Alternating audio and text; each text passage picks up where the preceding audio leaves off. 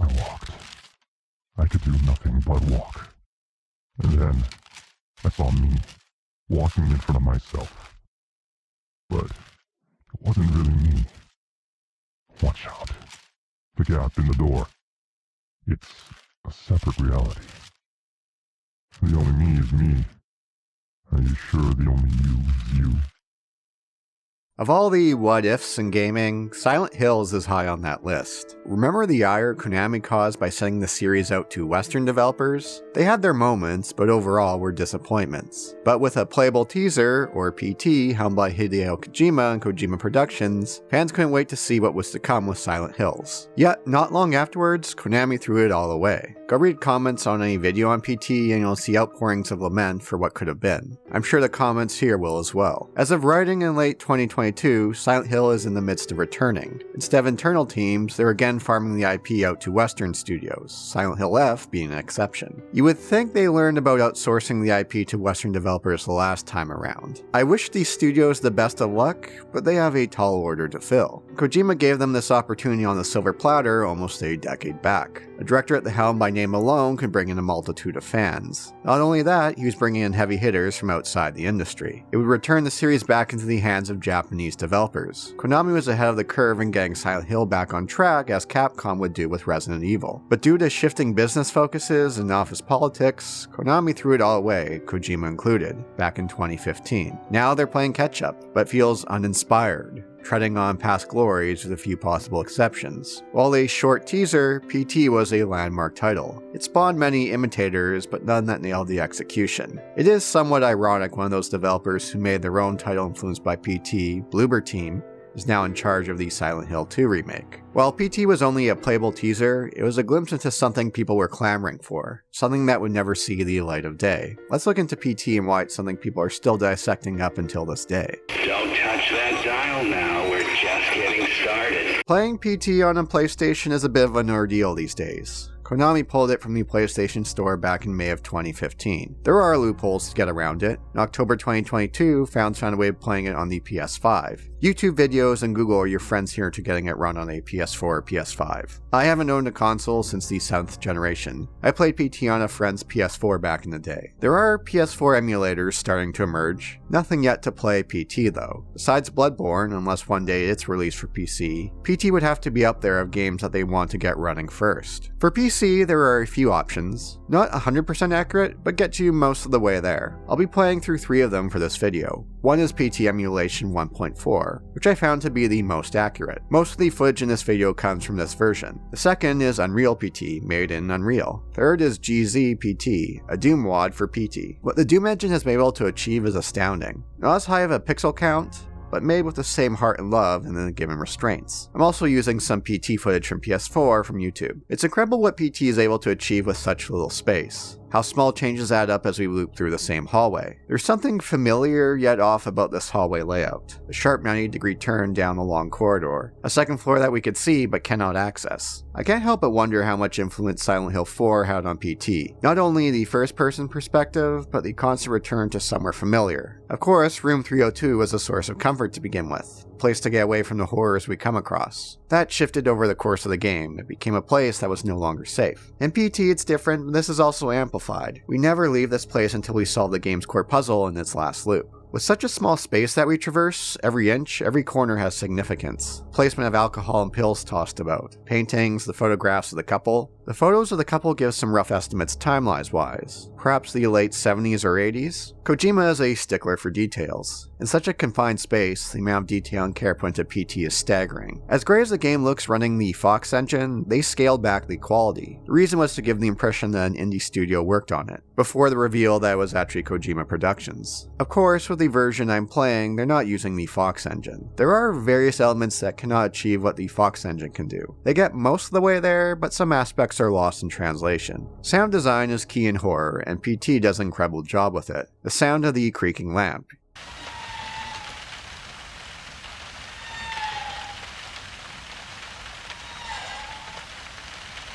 You hear this creaking lamp, you think of PT, a constant throughout our loops. That sound alone adds so much to the unease of PT. PT consists of 14 loops through this hallway. Some require no extra legwork to get to the next loop. Some take a little more thought. The first loop through talks about a gruesome murder by a father, following similar patterns of past murders in the state.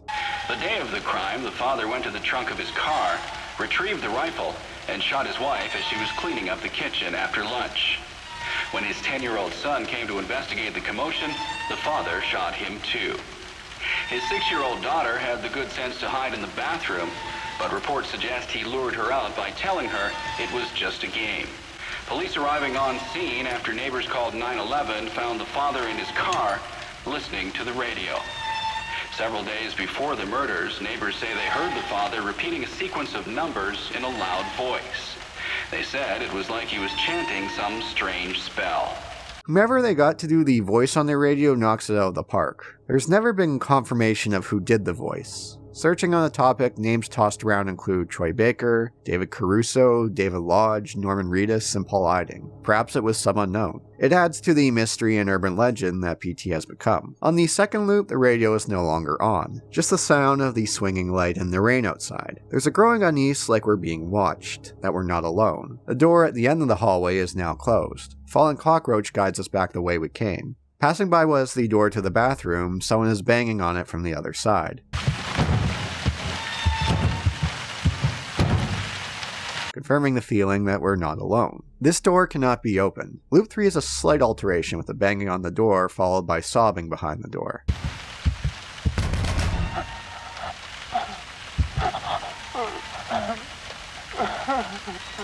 Loop 4 is where things start to get interesting. As we approach the end hallway door, it closes and the bathroom door creaks open. A very understated music track starts playing in the background. One aspect that I don't see PT get enough credit for is the music. It's way down there in the mix and doesn't draw attention to it. A far cry compared to the music of past Silent Hill titles. Yet it adds so much to the experience. Composer was Ludwig Forsell, who did the soundtrack for Metal Gear Solid 5 and Death Stranding. Now we have a baby crying from within the bathroom. Taking a peek leads to a well-executed gotcha. I'm sure for many, this is where they turned off the game.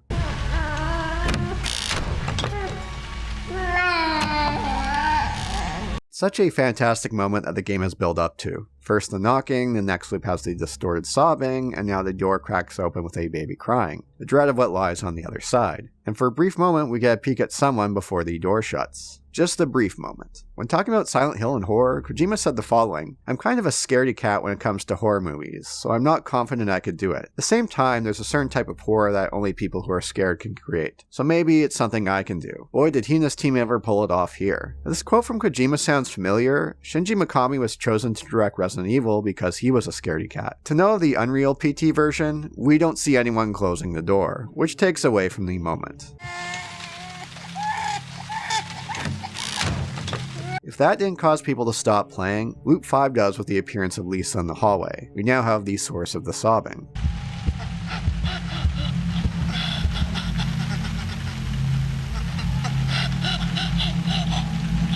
As unsettling as PT is with the changing looping hallways, the presence of Lisa takes it to another level. Her spirit screams, "Stay the hell away from me." The distorted sounds of her sobbing when she's near as if played through a radio. A very unsettling soundscape.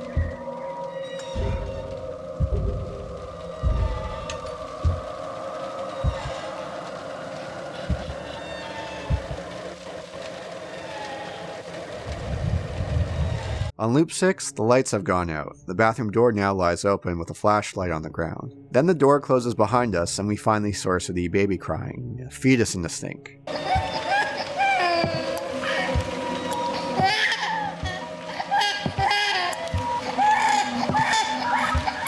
As much as I love David Lynch, I find Eraserhead hard to sit through because of the unsettling baby creature. This fetus reminds me of it. The sounds of a baby crying, plus this fetus creature equals an unsettled Boulder punch. I know for many this is also the case. The YouTube channel Lance McDonald has an excellent video looking at how Lisa works behind the scenes. During the scene in the bathroom, she limps towards the door.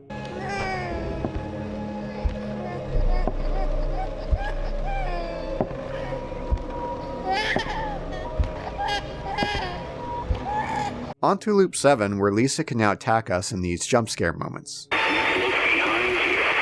I said, look behind you. Don't worry, I'm not going to play the jump scares here at full speed. I'll slow them down. Enjoy some more lighthearted footage in the meantime. What makes Lisa so great in pants wetting? Well, not that kind of pants wetting, although a quick Rule 34 does show some sick puppies are into her that way, is how unpredictable she could be. For years, there were new discoveries about her behavior. Of the 14 loops, there's only a few where she could kill us, sending us back to the starting room. Playing these fan remakes, the jump scares are a bit easier to handle. With PT emulation and GZ-PT, there's a brief pause before cutting to an FMV of Lisa killing us. For Unreal, it's in-game but lacks the punch of the original. That said, it still gets me. Of all the elements that get lost in translation with the fan remakes, this is the most notable. In gathering footage for his videos on Lisa's off-screen behavior, Lance McDonald mentioned how draining it was due to the constant attacks. During the 7th loop, we could hear Lisa not only sobbing behind us, but limping. The radio has returned with the same story he told us in the 1st loop, but now, there's some breaking of the 4th wall. Don't touch that dial now, we're just getting started. You can't trust the tap water mechanism. 2048663. Taking a cheesy radio line of "don't touch that dial now, we're just getting started," and making that terrifying, how he could switch back and forth between being a radio host to something unsettling at the drop of a hat is amazing. There are the numbers that he reads out. Mentioned in the broadcast about the man murdering his family was that he was chanting numbers and was found listening to a radio after the murders. Sounds like something a cult would do in order to brainwash people. The radio and the lighting guides us to the picture of gouging out Lisa's eye in the couple's photo. The sounds of her then disappear and we can move on to the next loop. Lance McDonald showed in his video that Lisa does follow us during the stretch until we gouge out her eye in the photo, in which she disappears. The cries of a baby return in loop 8. When we approach the front door, a window drops down. If you haven't taken a look at the 2nd floor yet, this will get your attention to do so. And there's Lisa, staring down at us, toying with us, as if this is a game to her. Loop 9 now has a hanging fridge in place with a squeaking light, with the cries of a baby inside. Loop 10 is an extension of loop 9. The fridge is swinging at a faster rate. The baby's cries are more distressing.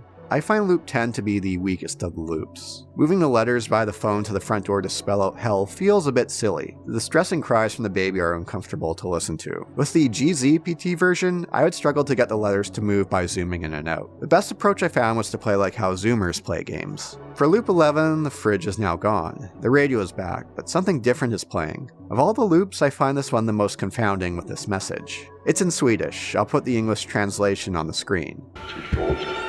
Hör du min röst?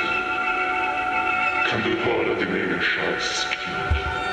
Låt oss välja.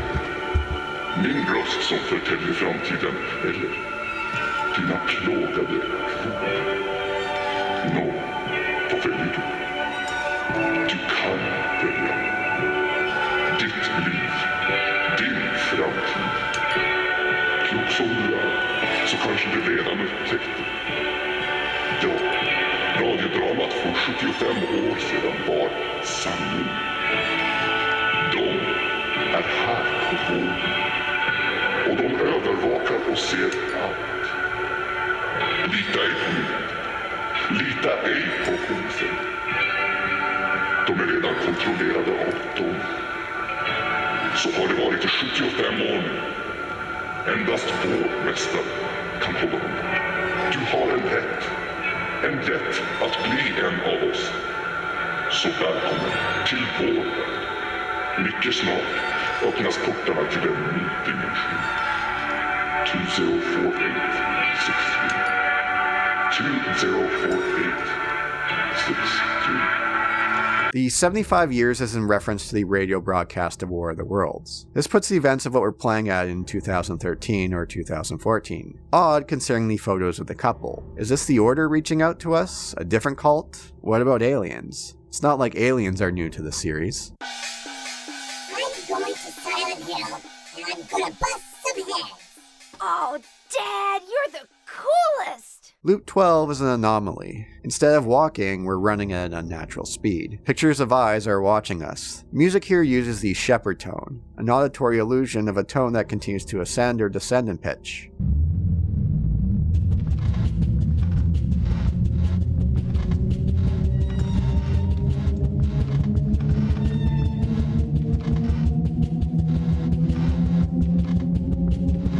Finding a peephole into the bathroom, we could hear what must be the murder of Lisa and the removal of the baby from her stomach. You could hear the radio host giving a call to action kind of speech against society during it. I society is rotten to the core. I'm talking while the fine, upstanding folks got their welfare cut, got their jobs pulled out from under us. You know what to do. Now's the time. Do it.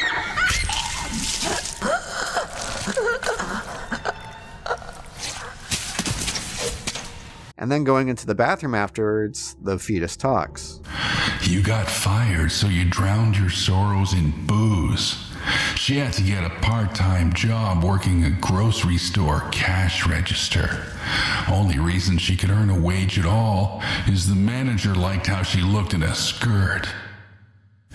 You remember, right? Exactly 10 months back.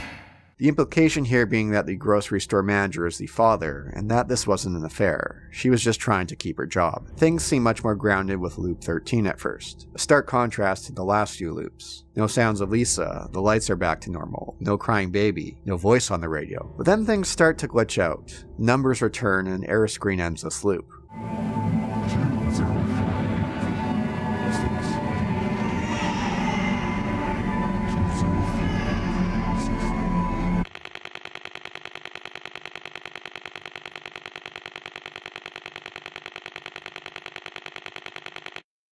Kojima has never been shy about breaking the fourth wall. Think back to Metal Gear Solid and Psycho Mantis.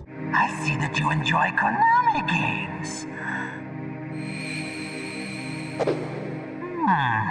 You have not said often. You are somewhat reckless. A fake freeze or glitch is something I haven't seen many games use, but can be effective in memorable moments. Eternal Darkness and Batman Arkham Asylum are great examples.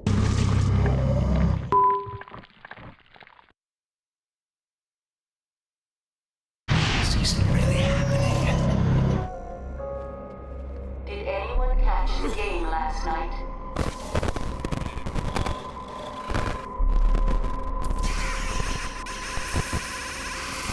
PT does a fantastic job with this. And then begins the 14th and final loop. The team's intention was for PT to take about a week of players collaborating to complete. Instead, it took under a day. This is the loop where the criteria for completion gets very precise and odd. If you haven't done so, you need to collect these 6 torn pieces of Lisa's portrait scattered about. Because the versions I'm playing are not the PS4 version, there are some adjustments as you don't need a mic. It involves walking a certain amount of steps, waiting for baby laughs, and waiting for a phone call. The Unreal PT remake includes a guide to help get through this final section. And even then it took a few tries. For GZPT, I ended up looking at a video on YouTube on how to complete it. With the PS4 version, the player would need to talk into the mic to trigger one of the baby laughs. What the players need to say went through a lot of speculation. Jareth was one that came up and seemed to work for the most part. Next, you want to say Jareth into your headset.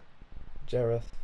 It'll take a couple seconds for the game to register it, but once it has, you'll hear that baby's laughter. Data mining shown that it was Jack that the game was looking for. What follows is the Silent Hills trailer. What's cool about completing the GZPT version is that it's replicated in the Doom engine.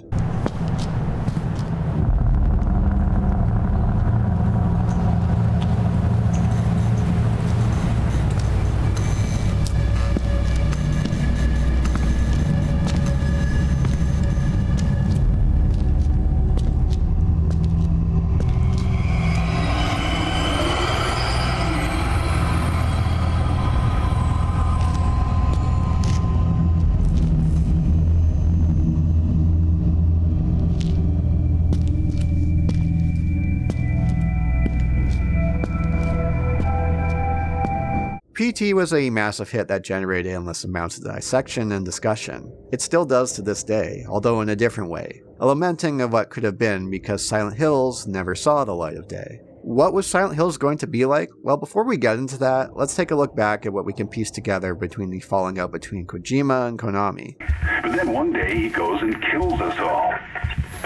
He couldn't even be original about the way he did it. I'm not complaining. I was dying of boredom anyway. Boy, this is a fascinating mess to look back at. Bits and pieces have emerged over the years from anonymous sources. Take it with a grain of salt. Here's a Cole's Notes summary. Kojima Productions are spending tons of cash working on Metal Gear Solid 5 and the Fox engine, estimated over $80 million. Licensing out the Fox engine, like Unreal Engine, was the initial plan to help recoup costs. This never came to fruition due to the steep learning curve of the engine. Metal Gear Solid 5 has taken more time and budget to create. Rewind back a few years. Konami hits a jackpot with the mobile title Dragon Collection in 2010. Konami sees how much cheaper and more profitable mobile games could be. Dragon Collection at its peak was earning Konami around $1 million a day. Allegedly, Kojima made some condescending comments about Dragon Collection and mobile games. Dragon Collection's executive producer, Hideki Hayakawa, would become president of Konami Japan on April 1st, 2015. He saw mobile games as the future and large budget titles as a thing of the past. Why spend so much money on games that take years of development? Why not focus on mobile games with low development costs where you can go fishing for players that are whales? The small number of players that produce the vast majority of your revenue. The development of non-mobile games saw a large drop when he became president. Silent Hills was officially cancelled later that April. Konami pulls PT off the PlayStation Store right after. Kojima is gone from Konami shortly after release of Phantom Pain in September 2015. Lots of speculation, but little confirmation. To say Konami pissed people off is an understatement. I'm surprised that the Silent Hill transmission from October 2022 got as much positive feedback as it did. Did people forget what happened when they sent the series out west before? Did people forget about the fallout of Silent Hills? Kojima and Kojima Productions have gone on to do just fine. But man, I would love to see how Silent Hills would have turned out. There are many aspects of PT that have received speculation over the years. One being Konami had no idea Kojima was making PT or Silent Hills. That it was being made in secret. The reveal PT was much of a shock to Konami as it was to the rest of the world. In 2022, Kojima Productions issued a statement in response to a French gaming article making this claim, saying it was categorically false. Another thing to consider is how Konami operated. A report from Nikkei gave interesting insights into Konami. This report came out in August 2015, prior to release of Metal Gear Solid 5. Super Bunny Hop did a couple of videos on the subject as well. Kojima Productions was renamed Production Department 8. For several months they had no internet access. Kojima himself was in a separate office with little access to his team. Employees were under heavy monitoring, from lunch breaks, surveillance cameras, and shaming those who spent too much time on breaks. This wasn't recent. The release of Dragon Collection 2010 and its success led to a shift in the conducting of business at Konami. Yes, Kojima Productions was an anomaly and had more creative freedom and less oversight than the other divisions. With all these considerations, I find it a rather large stretch that Kojima worked on PT in secret without the higher-ups knowing. Kojima himself was a higher-up at the company. It's cool as an idea, but silly to think that it was the case. There are theories that PT is an allegory for Kojima's falling out with Konami. There's a video on YouTube with over 1 million views on the topic. Is it possible? Sure. Kojima has stated his work pulls many aspects from his life. To the extent that PT is an all-out allegory about a split from Konami, that feels like a major stretch. Like when you're little and trying to reach the top shelf at the supermarket kind of stretch. Kojima's work has long faced dissection, from themes in his game to cryptic hints of future projects. His work gets people talking. It gets to the point where people are finding connections between things that aren't there. The idea of Silent Hills and PT being this 4D chess-style split from Konami is intriguing. However, considering how many people would be working on the project, beyond the staff, you had outside collaborators like Guillermo del Toro, Junji Ito, and Norman Reedus on board. Bringing all these people aboard knowing that your project is going to get shelved, that doesn't sit right with me. Again, like working on it in secret, it's a cool idea. Kojima sticking it to the big bad Konami. But sometimes a cigar is just a cigar. Should you wish, check out the video yourself and come to your own conclusions. So, how would Silent Hills have turned out? There's little information on the subject beyond speculation and PT itself. Guillermo del Toro was going to co-direct. Famed manga author Junji Ito was going to work on the project. During a Q&A at the Toronto Comics Art Festival, Ito said he met with Kojima and del Toro once but never started designing any monsters. He later heard the project scrapping through outside sources. Series veterans Masahiro Ito and Akira Yamamoka expressed interest in the project. One interesting thing to know is del Toro talking about PT at the Tokyo Game Show in 2014. He said the following about PT. He sent me the first version of the playable teaser, which was very different than what you played now. I saw it, loved it, and commented so. And then time passed and we continued exchanging ideas, and then came the version of the playable teaser that you saw now. How different was this version? Different loops? A different layout? There was a Silent Hills concept trailer shown at TGS 2014. Was this more along the lines of what Del Toro was referring to? A data mine at PT found assets of the arm creatures shown in the concept trailer. I am curious to see how different this version was, but don't think we ever will. While PT was, as the acronym states, a playable teaser, it gives some indication of where things could have gone with Silent Hills. The YouTube channel Always Nerdy has 3 videos on the subject that are concise and well put together. I recommend those if you want to take a further look. Some theories include our protagonist, Norman Reedus, as the grocery store manager, a father who has yet to murder, a fetus all grown up, or an investigator. I like the idea of being an investigator best, being able to enter into other people's personal hells, hence Silent Hills. Plural. In PT, we entered one of those. All the markings on the wall in which we start in shows our attempts in escaping. The game would take place in the present day, with the timing given with the Swedish radio broadcast, but this case we're investigating is from the past. Hence, the images look like they're from the 1970s or 80s. The radio stations, the numbers, being chosen by what seems to be a cult, fathers killing their children and pregnant wives. Birthing and motherhood are prominent elements of the Team Silent era of games. So why the killing? Is this the work of the Order or a new cult in Silent Hill? Despite its reputation, sales numbers for Silent Hill titles have never been high. Estimates as of late 2018 put total series sales at around 9 million. The first Silent Hill was its best seller at around 2 million. Several Resident Evil titles alone have outsold the series. To be fair, Resident Evil has a more mainstream appeal, more marketing, more of a flagship franchise, and has done much better with porting and remasters. Konami in regards to remasters of Silent Hill have been, well... Someone at fucking Hijinks Studios thought it was necessary to change the fucking font to Comic Sans in the HD version. Yeah, cause...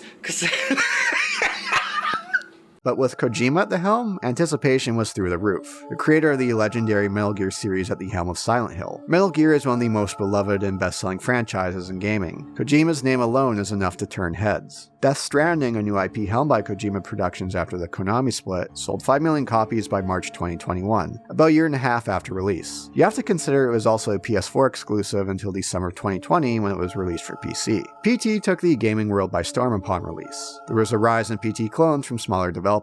One of the more notable ones is Layers of Fear. Bloober Team, the developers of Layers of Fear, are making the Silent Hill 2 remake. I've tried out a few of these, but they all felt like cheap imitations, trying to cash in and only understanding at the surface level why PT was so effective. PT was put together by a talented team with decades of experience at their craft. Interesting fact about PT emulation is that its creator worked at Bloober Team for a time, although he didn't work on Layers of Fear. I never played Layers of Fear, although I'm familiar with it, main reason being this Germa clip. Just know that tomorrow morning before school, you're gonna be mad because you didn't take a bath.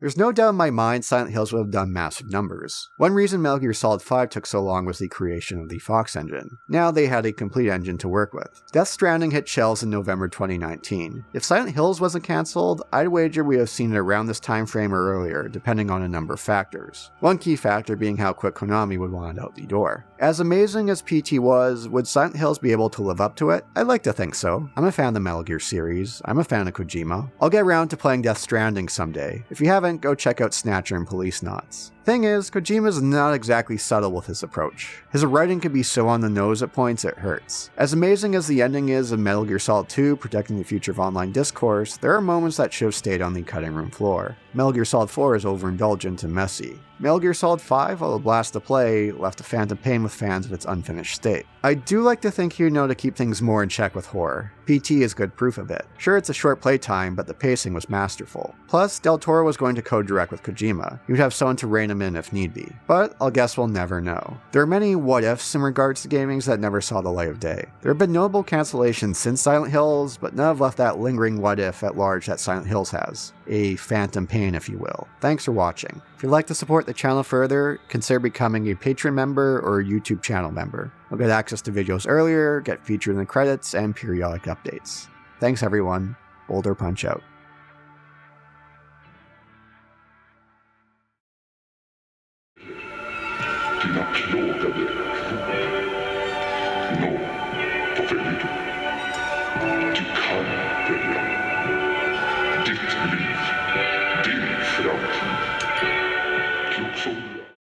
Did you like it? You are lying. I never hit you. You are tearing me apart, Lisa!